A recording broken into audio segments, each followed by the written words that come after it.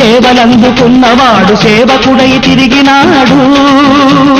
చెరువుగట్టు స్నానాలు, చెట్టు కింద శయనాలు, అర్ధాకలి భోజనాలు, అంతులేని పయనాలు, సాధించను ప్రచారాన్ని అహోరాత్రము, సాధించను ఆంధ్ర రాష్ట్ర సారథిత్వము. తత్ఫలితంగా 1983 జనవరి 9వ తారీఖున ప్రజాప్రభుత్వం ఏర్పడింది.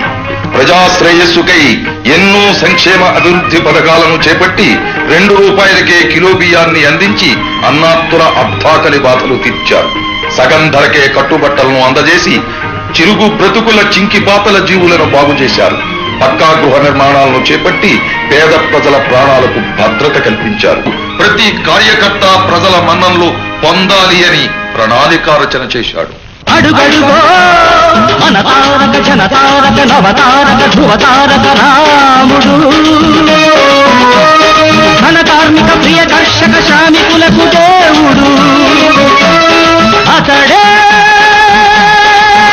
మన ప్రియతమ నాయకుడు, మన ప్రియతమ నాయకుడు.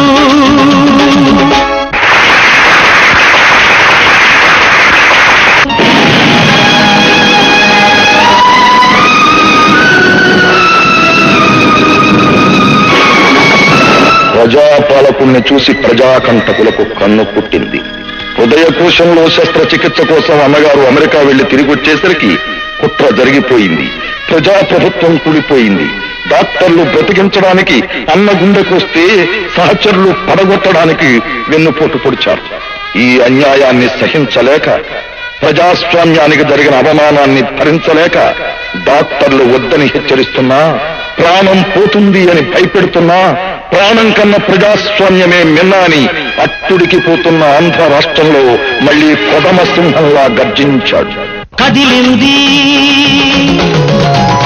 కదిలింది చైతన్య రథం, తెలుగు జాతికి నాడది తిరుగులేని ఆయుధం. కదిలింది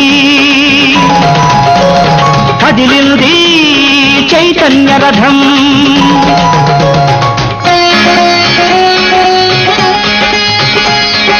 మహిళలు మంగళహారతి పడుతూ ఉంటే, జనమంతా జయఘోషలు చేస్తూ ఉంటే, తన పంచ ప్రాణాలు ప్రజాస్వామ్యం అన్నాడు.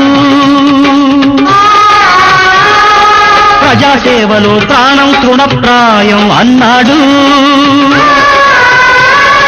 జనం కాదు చెలరేగిన ప్రభంజనం వాళ్ళు, అన్నకు ఆయువు పోసి అమరులైన వాళ్ళు. అమరమైన సంకల్పం ఫలించింది చివరికి, రాముడు పట్టాభిషిక్తుడు అయ్యను తిరిగి. ప్రజా విజయ జయ చేతన మెగిరెను గగనానికి.